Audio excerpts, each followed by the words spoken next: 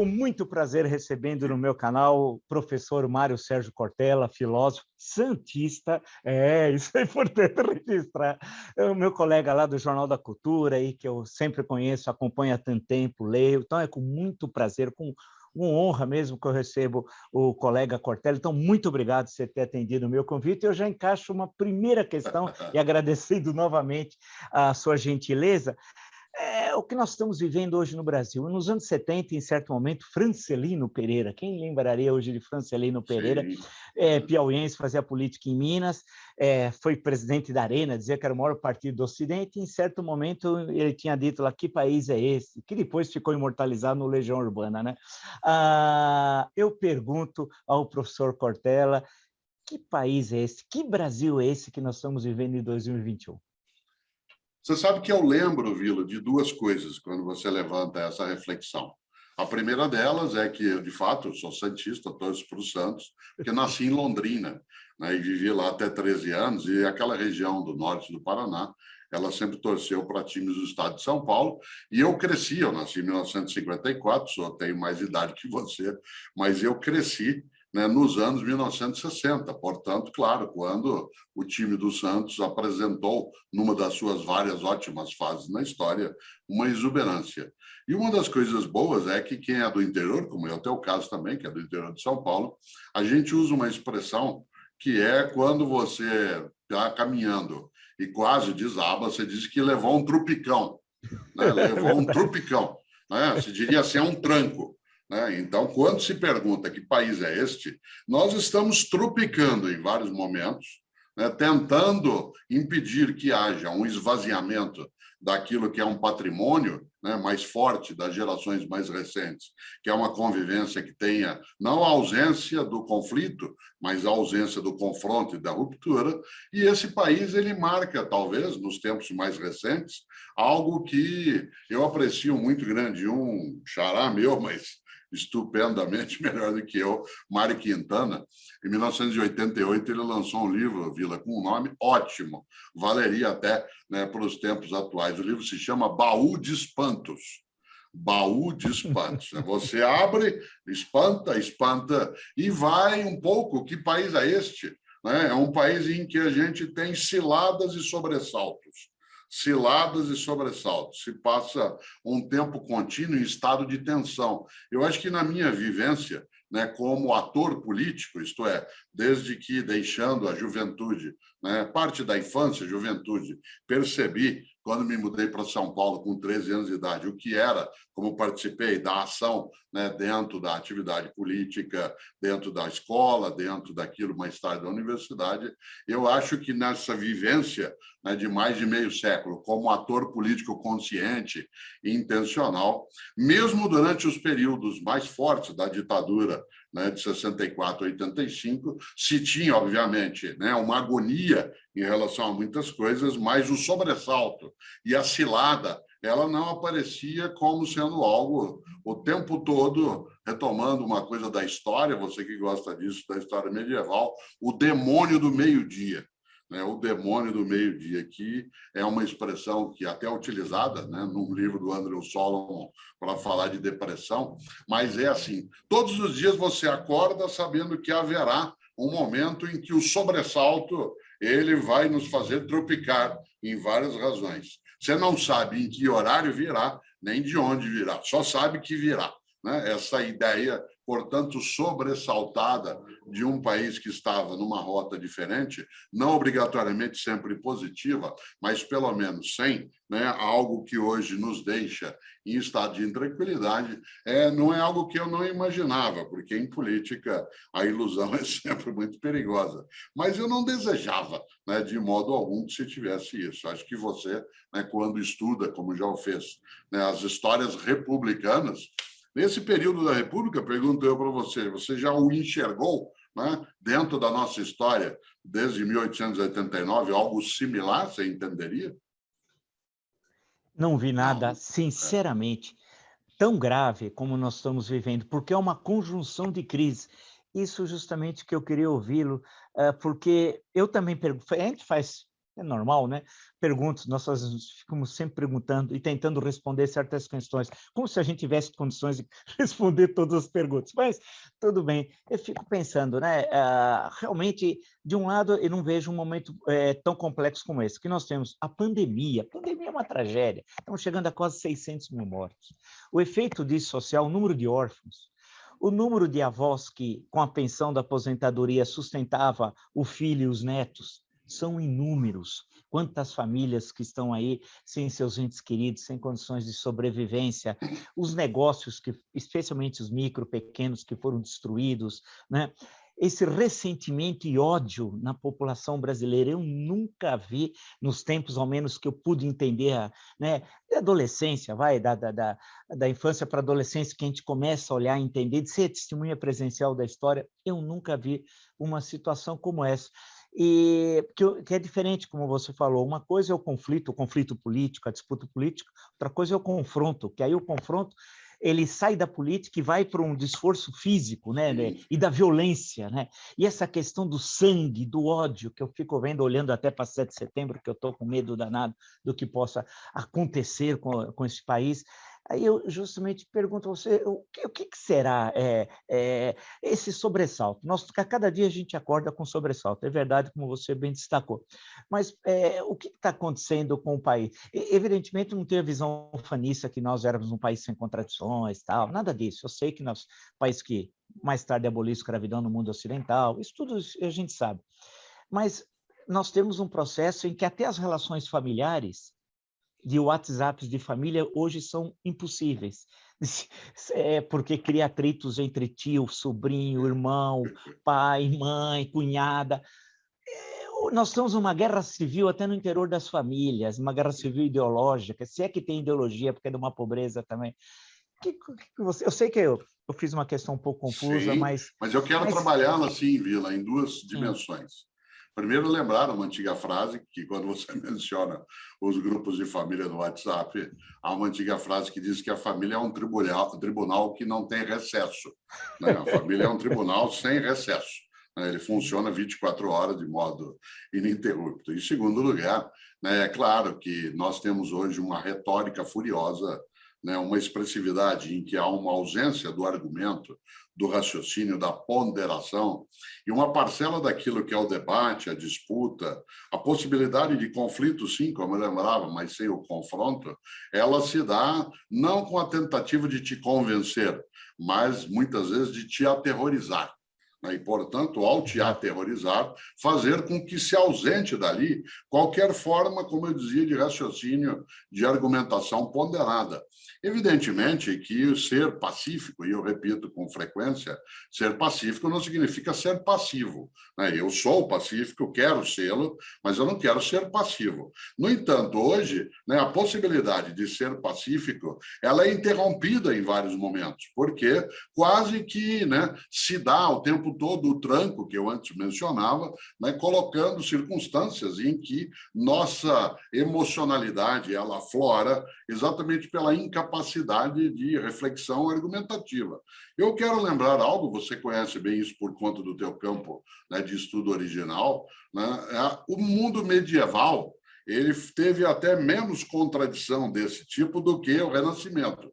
Se a gente se lembra, a era da Renascença é uma era em que os valores, as convicções, as percepções, o lugar da religião, a centralidade política sofreu um abalo imenso.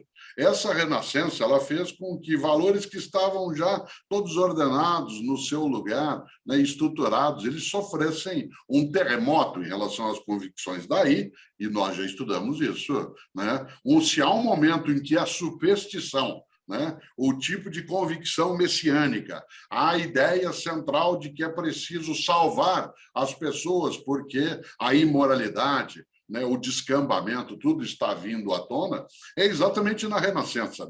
A mesma Renascença que faz com que a gente tenha uma produção estética, humanista, uma convicção dentro do campo da filosofia, que trabalhe também na percepção da ciência, como aquilo que fez Francis Bacon e outros no mundo britânico, ela também carrega a noção de caça-bruxa, a ideia de que não há alternativa fora de uma religião específica. Por que eu estou te dizendo isso? Porque eu acho que uma parte do que nós temos hoje no nosso país advém de um processo acelerado na década mais recente, favorecido pelas tecnologias, em que aquilo que era um mundo que não tão tranquilo, como a gente lembrava, mas que era mais estável, isto é, a ideia de uma religião menos perturbadora, a noção de que a gente trabalhava, sustentava a família, tinha que se esforçar, né? Não havia diferença. Quem fosse diferente do hegemônico em relação à orientação sexual, religião, etnia, ficava, entre aspas, no seu canto, no seu gueto, né? E, num determinado momento, por conta até de uma melhoria das condições de convivência, de uma democracia no campo político e de um avanço da percepção, né, de uma comunidade de vida, tudo isso veio à tona ao mesmo tempo junto. Daí que uma parcela que não é pequena das pessoas ficou absolutamente assustada, né, e precisou se agarrar em alguma coisa. No que me agarrar? Não naquilo que é pós-renascentista, mas naquilo que é pré-renascentista. Uma parte do pensamento hoje, ele é da baixa Idade Média, em relação às crenças políticas, às noções científicas, né, às ideias daquilo que tem validade.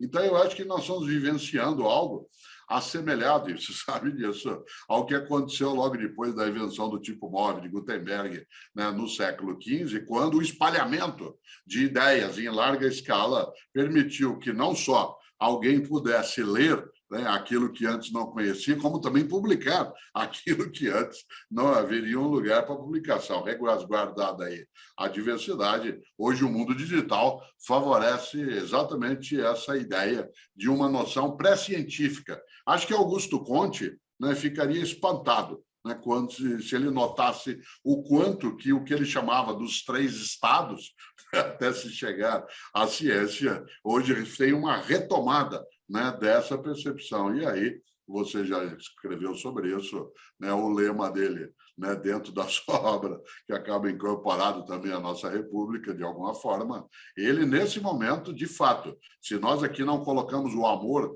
junto com a ordem e progresso, agora que não seria colocado, porque pareceria que o amor, né, ele, de modo algum, teria acolhida nesse instante. Isso tem um nível de atrocidade que é muito forte, e não depende de um grupo específico, isso está, como você lembrou, né? A família, de maneira geral, ela se digladia em várias situações, rupturas acontecem, e isso se iniciou antes do momento que nós estamos vivendo, que agora agudizou. Por último, eu sempre gosto de relembrar, os bombeiros dizem, nenhum incêndio começa grande. Né? Nenhum incêndio começa grande. Todo incêndio começa com uma faísca, uma fagulha. Portanto, isso vem ganhando essa dimensão. E é muito, né, Vila, muito perturbador, porque, digamos que não é nem uma nação que tem a condição que a nossa pode ter.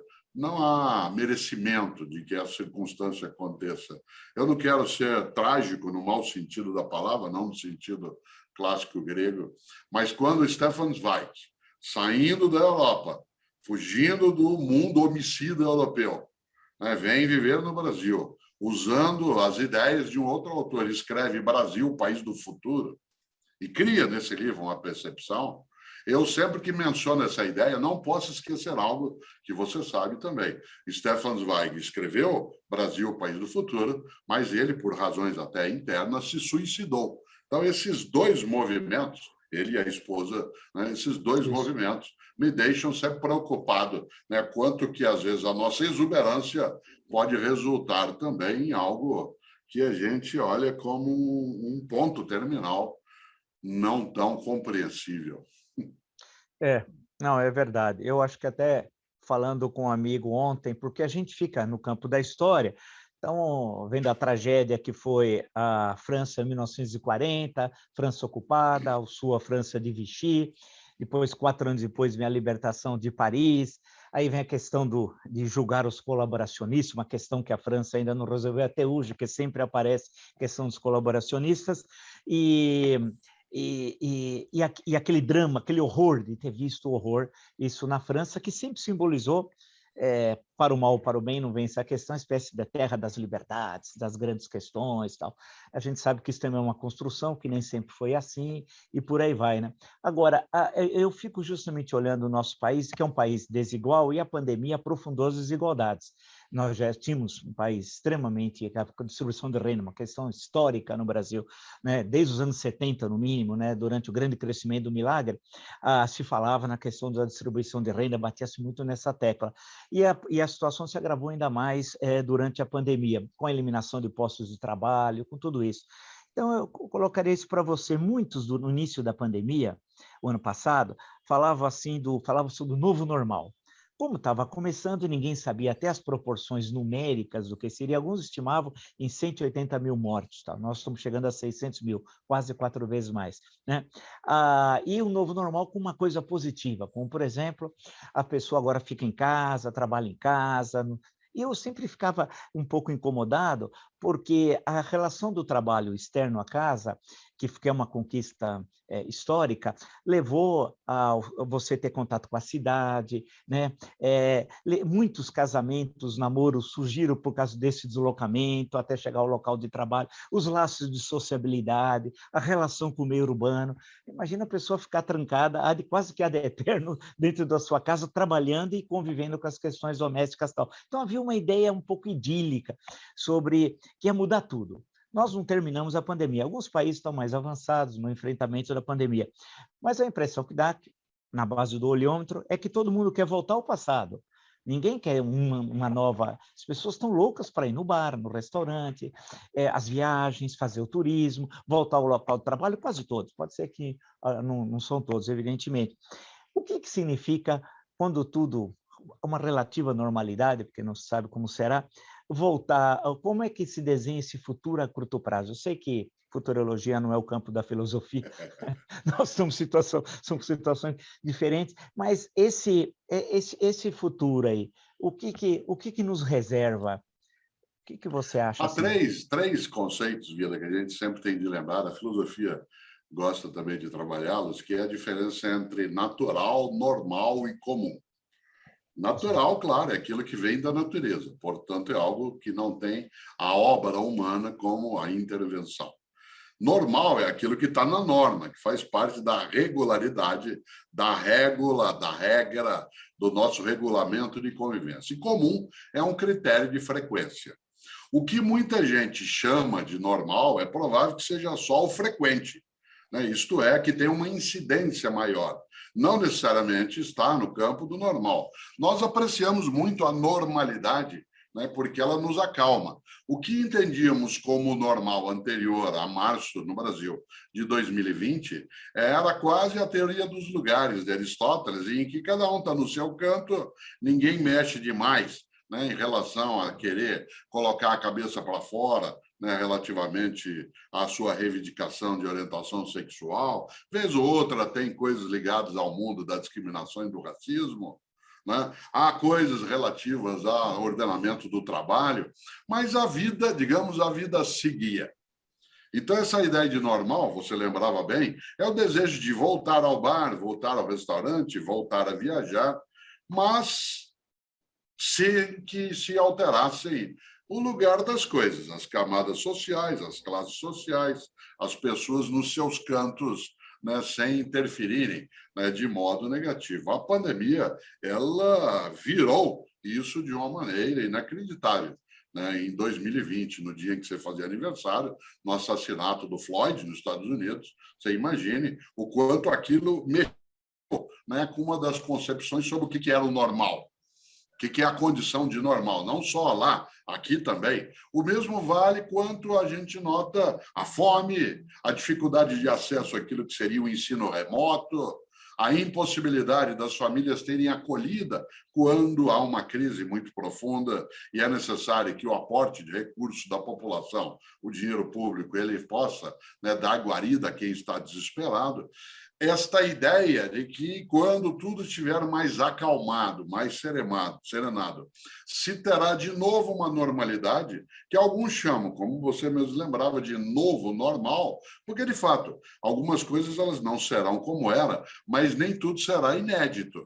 né? Uma parcela do que teremos trará o que já veio e uma outra das coisas não. O trabalho remoto, né? A ideia de algo que possa ser feito, né, em home office, ele atinge uma parcela da atividade dentro da sociedade brasileira, né? Num número imenso de ocupações, não tem a menor possibilidade de fazer o que eu posso fazer, ou até você pode fazer, em função da natureza da nossa ocupação, né? Portanto, eu não tenho nenhum tipo de perturbação sem alternativa no momento pandêmico. Para mim, o que eu desejo, quando eu digo assim, quando terminar, eu vou ao bar, eu vou ao restaurante, é algo que eu fazia antes e foi interrompido por um período, mas eu continuo tendo condições de fazê-lo e, como eu lembrei, um dia, numa conversa, o ano passado, se eu não vou até o bar vem até mim. Se eu não vou até o mercado vem até mim. Eu uso até coisas que são de modo digital para que ele venha. Então, eu continuo fruindo. O que se quer um pouco é a convivência. Eu até, quando alguns dizem assim, eu não vejo a hora que termine, que eu quero sair, abraçar as pessoas, eu fico sempre suspeitando disso, porque tem gente que eu não abraçava antes da pandemia, né? E eu vou continuar não abraçando. Quer dizer, não houve uma conversão. A última grande conversão que eu li na história religiosa foi a de Paulo, né, do apóstolo Paulo, lá em que houve, de fato, uma conversão. No restante, é uma mexida. Por isso, acho que essa evidencialização, ou o termo técnico hoje, essa desinvisibilização do horror que estava subjacente, né, à nossa convivência com a discriminação, a miséria, a diferença, né, de condições econômico-financeiras, ela agora veio à tona. Nós teremos dois problemas sérios quando conseguimos regularizar a nossa forma cotidiana, que é, primeiro, dar conta de recuperar as condições estruturais no campo da educação, da saúde, né, da economia. Eu acho que não é meu campo de previsão, como você bem lembrou, que a gente demorará uma década para conseguir, né, estruturar isso novamente, pelo menos na área que eu conheço, educação escolar, isso sem dúvida. Segundo, agora que a gente acendeu a luz, não dá para fingir que a gente não viu, né? Isto é, agora que a luz veio e ela evidenciou que havia tudo isso, sem que a gente notasse, porque não havia um problema coletivo, e o vírus é uma questão coletiva, e a questão coletiva faz com que eu tenha que olhar para além de mim mesmo. A decisão, inclusive como nação, é o que é que nós vamos fazer com isso. Isto é, sabendo que há esse tipo de percalço, né, de vitimização concreta, e não aquela vitimização ideológica, vitimização concreta de pessoas, o que faremos? Por isso, voltando ao ponto de partida, que país é este? Que país será este? Né, em relação a isso, alterando o Francelino, né, e colocando aí uma outra rota. Né?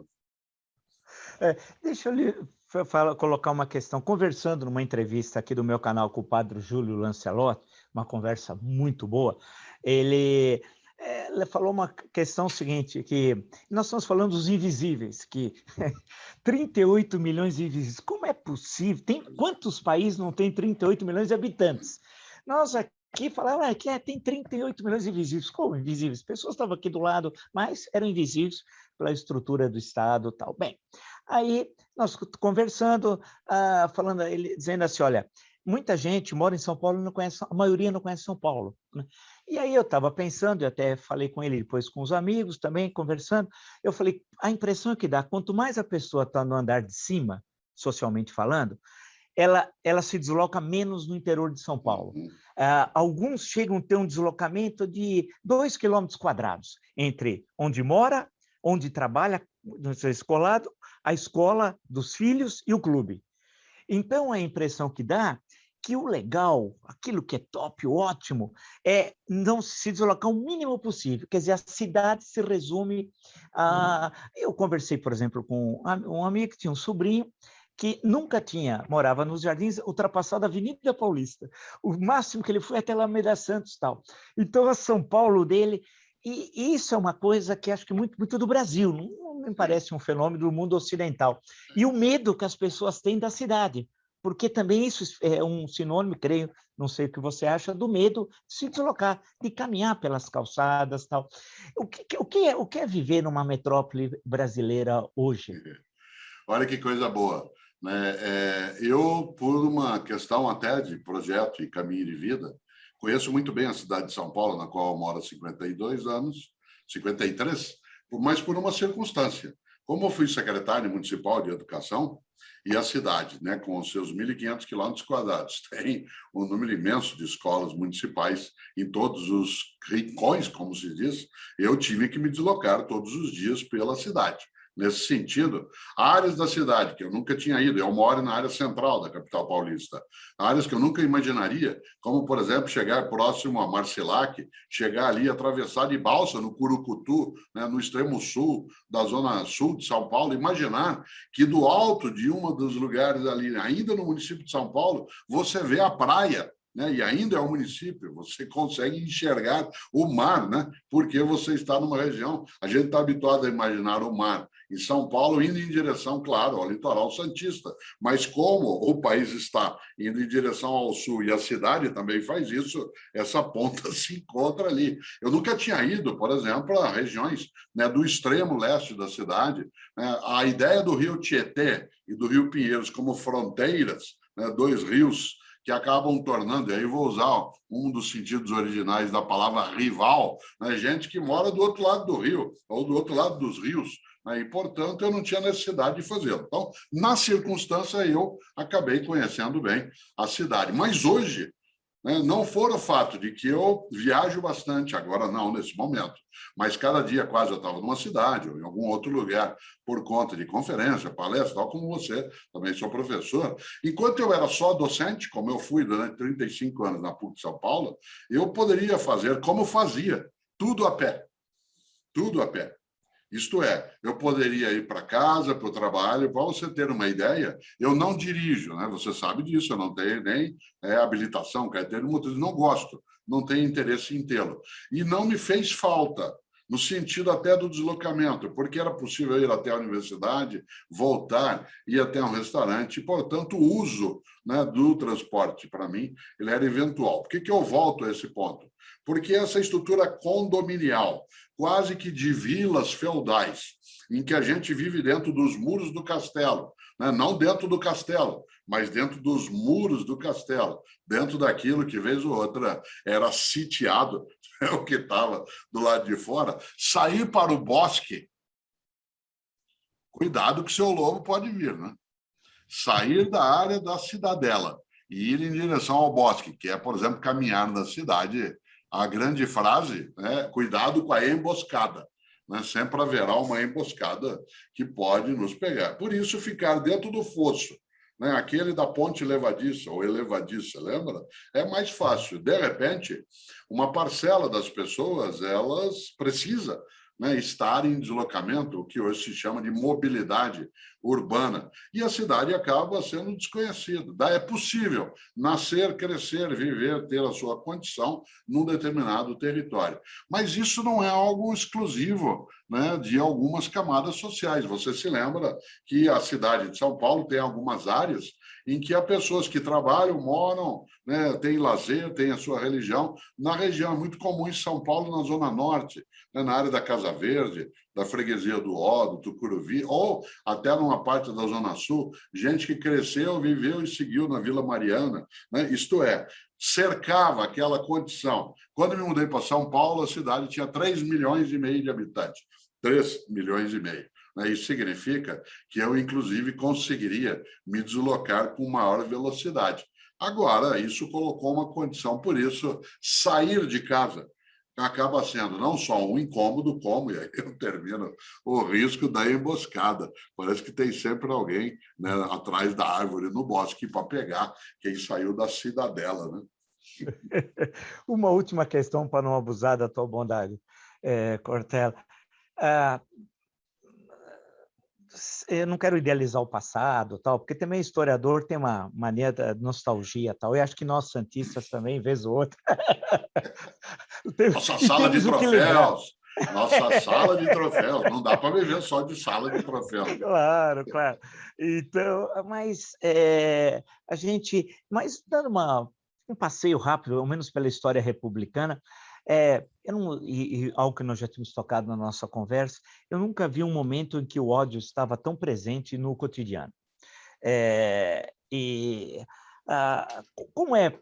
Eu sei que não há receita, claro, mas uma reflexão sua, como é que nós podemos vencer esse ódio?